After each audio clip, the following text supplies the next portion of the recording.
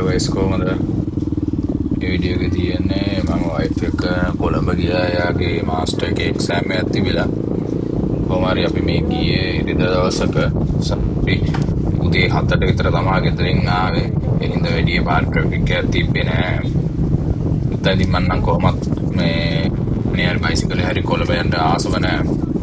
මොකද මාන් ට්‍රැෆික් එක තියෙන. දවසේ නම් ඉතින් ට්‍රැෆික් එකක් තිබ්බේ නෑ. කොහොමරි මේ යන්නේ අතරමඟදී නම් මට පොඩි අකරතැබ්බෙකුත් වෙනවා. ඒක ඔයාලට වීඩියෝ එක මැදදී බලා ගන්න පුළුවන්. අපි බලමු මේ රයිඩ් එක කොහොමද කියලා. වීඩියෝ එක අවසාන වෙනකන් රැඳිලා ඉන්න කියලා මම ඉල්ලනවා.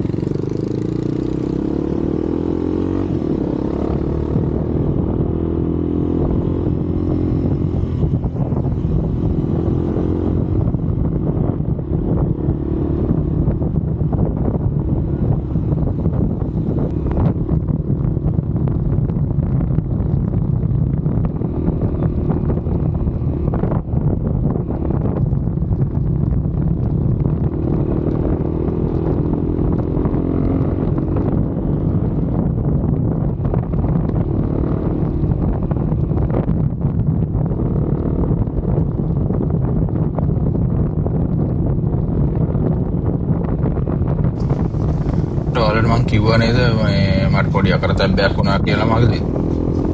අකරතැබ්බේ තමයි මේ මං ඉස්සරහ ට්‍රැෆික් ලයිට් එකේ නවත්තන් ඉඳි ස්විච් ඔෆ් කළා. ඊට පස්සේ ස්ටාර්ට් වෙන්නේ නැතුව ගියා මේ බැටරි බහැලා.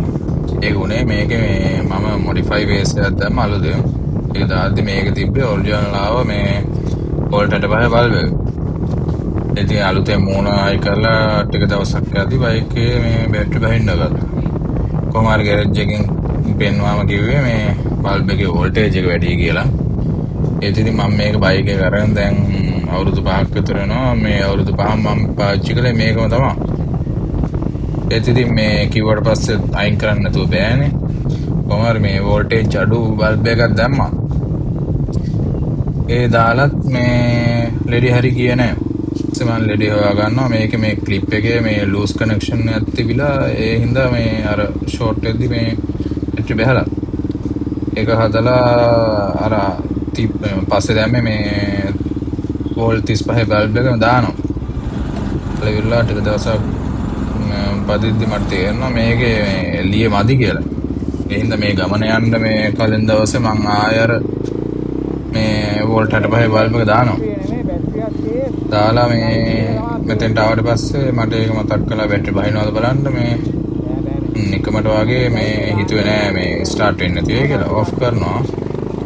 ඔෆ් කරාම ආයේ ස්ටාර්ට් වෙන්නේ නැහැ. ඊට පස්සේ මේ ට්‍රැෆික් එක අඩු වෙන කලින් ඉඳලා මේ එදිගලා එන්ටර් අරගෙන ආයෙ ස්ටාර්ට් කරගත්තා. අවුලකුත් නැහැ ඒක.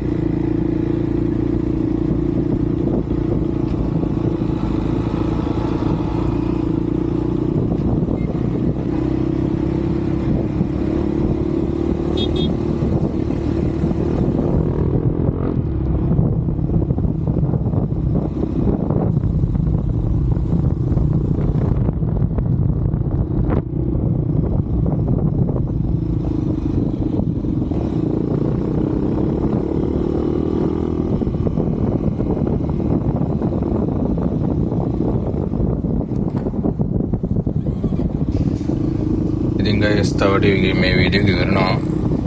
වීඩියෝ එක ඉවරන කල් බැලුවා. ඔයාලට බොහොම ස්තුතියි. ඉතින් අපි තව වීඩියෝ එකකින් ඉස්සරහට හම්බෙමු.